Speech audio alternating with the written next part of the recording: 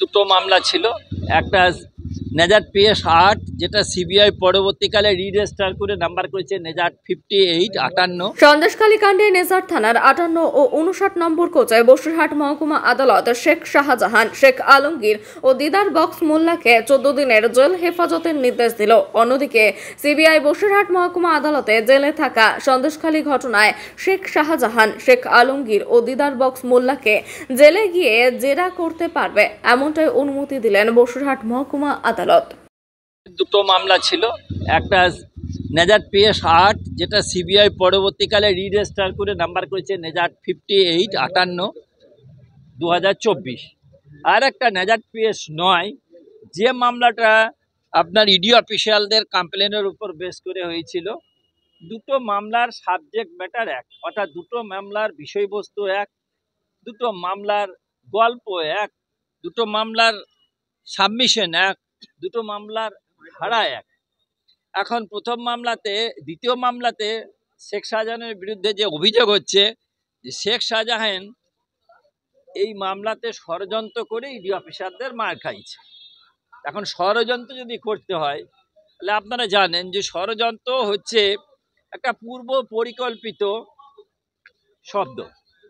ষড়যন্ত্র হঠাৎ করে হয় না। এই আপনারা আমার সাথে ইন্টারাক্ট করছেন, আপনাকে যদি আমি মারতে শুরু করি তাহলে সেটা ষড়যন্ত্র হবে না, এটা একটা তাৎক্ষণিক প্রতিক্রিয়া হতে পারে। তা ওরা কোথাও দেখাতে পারছেন না যে এই ষড়যন্ত্রটা 5/1/2024 আগে শেখ শাহজাহান জানতো যে ইডি তার বাড়িতে আসবে এবং তার জন্য সে পূর্ব পরিকল্পনা নিয়েছিল ওই ইডি অফিসারকে মারার জন্য, এবং সে কিছু লোককে এনগেজ করেছিল এবং তারা মেরেছিল। তা যদি ষড়যন্ত্রই না থাকে, যদি পূর্ব পরিকল্পনায় না থাকে, যদি মিটিং অফ মাইন্ড না থাকে, তাহলে কে এক্সিকিউশন করলো?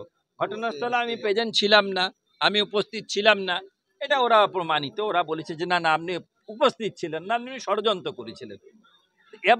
Every criminal conspiracy should have some prior plot, and the plot built up a planning create a meeting of mind, and meeting of mind conjointly give an actions.